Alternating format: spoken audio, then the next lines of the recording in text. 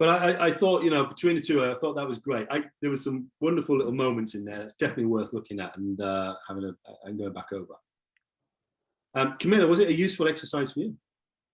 Yeah, it's I'm not saying that it gets easier every time, but you get more comfortable in the process of like getting a card and then being like, oh, what can I do with this? And you sort of like learn through the process. So I felt a lot more comfortable doing it this time than the first few times I tried.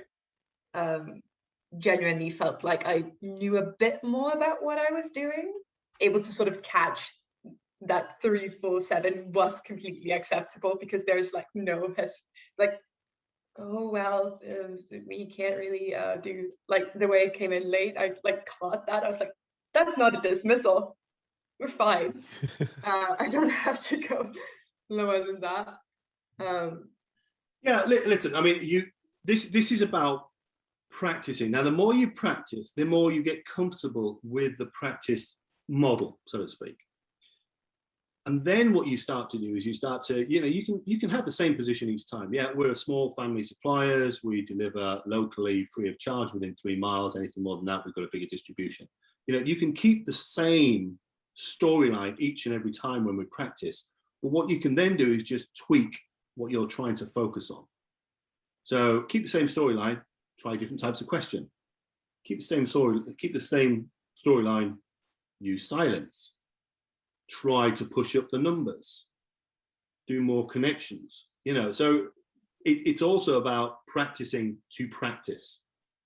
The more you practice to practice, the more you can then focus on the important bits within the negotiations itself.